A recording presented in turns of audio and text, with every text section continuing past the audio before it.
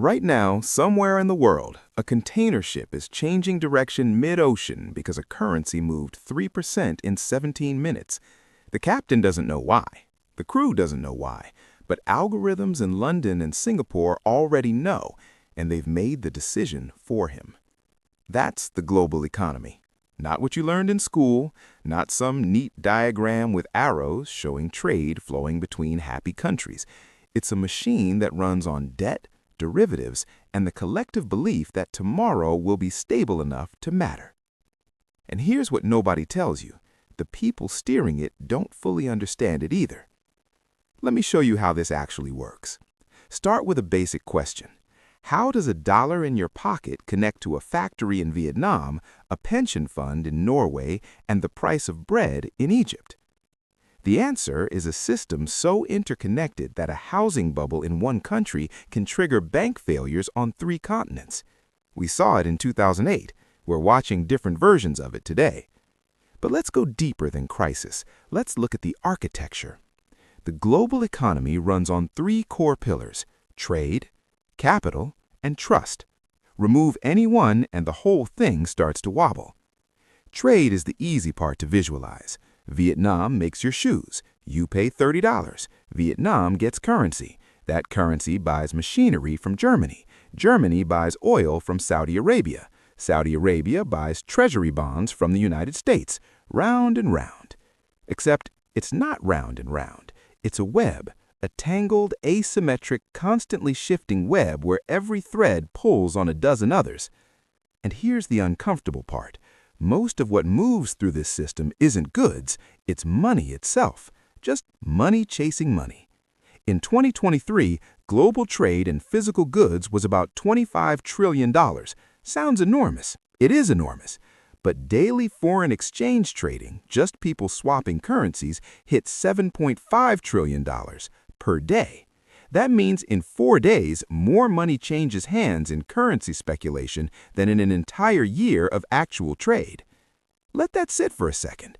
The financial layer is roughly 100 times larger than the real economy it's supposed to serve. Now let's talk about capital.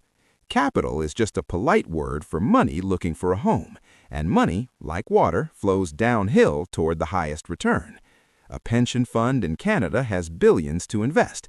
It can't just sit on cash. Inflation eats it alive. So it looks for yield. Maybe Chinese real estate. Maybe U.S. tech stocks. Maybe loans to a government in Africa offering 8% interest. This is how money moves across borders, not because of trade deals, because of math, because algorithms and fund managers are scanning the planet every millisecond for the best return adjusted for risk.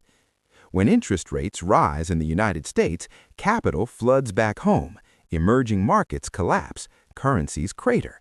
Countries that borrowed in dollars suddenly can't pay their debts, not because they did anything wrong, because the cost of money changed in a country 8,000 miles away.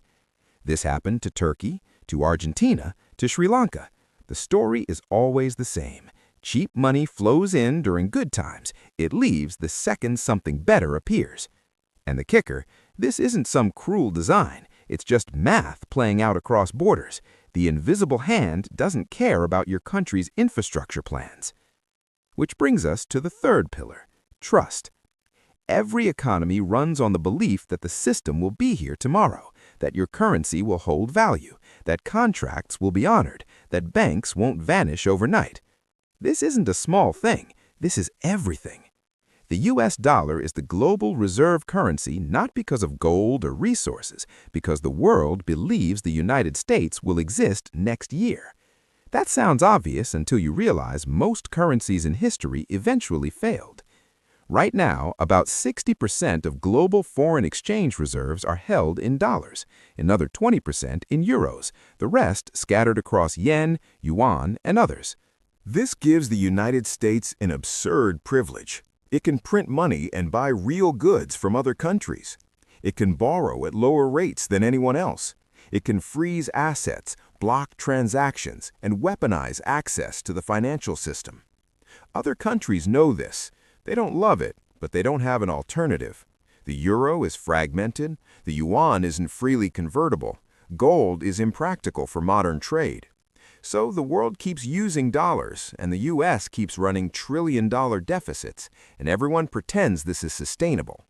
Spoiler, it's not a question of if this changes, it's when and how messy the transition gets. Now let's add the shadow layer, the part most people never see. Beneath the visible economy of trade and currency is the derivatives market. These are financial contracts based on the value of something else, a bet on a bet. The notional value of the global derivatives market is somewhere around $600 trillion. For context, global GDP is about $100 trillion.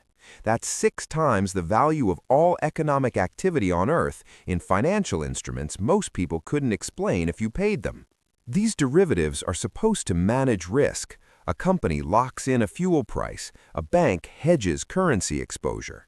Makes sense on paper, but they also amplify shocks. In 2008, subprime mortgages were bad. The derivatives built on top of them almost ended the financial system. Here's the absurd part. We didn't fix it. We bailed it out, added some regulations, and went right back to building the same complex structures because the incentives didn't change. The system rewards short-term profit and punishes caution. And when the next crisis hits, and it will, the derivatives will once again be the accelerant nobody saw coming. So where does this leave us? The global economy is the most sophisticated coordination mechanism humans have ever built. It's lifted billions out of poverty. It's connected cultures, spread ideas, and made the modern world possible. It's also fragile, more fragile than it looks, because it's built on assumptions that only hold in stable times. Assume global shipping lanes stay open. Assume the dollar stays trusted. Assume governments don't default. Assume technology keeps improving fast enough to service the debt we've accumulated. Every assumption is a potential crack. We're watching those cracks appear in real time. Supply chains breaking during COVID, inflation spiking as central banks printed unprecedented amounts of money, countries choosing sides in a fracturing geopolitical landscape. The global economy isn't ending, but the version we've known for the last 40 years, the one built on cheap energy, open trade, and dollar dominance, that one is shifting. And here's the unresolved question nobody wants to ask out loud. What happens when trust breaks before we've built the next system? Because right now, we're flying a plane while redesigning the wings, and everyone on board is pretending that's normal.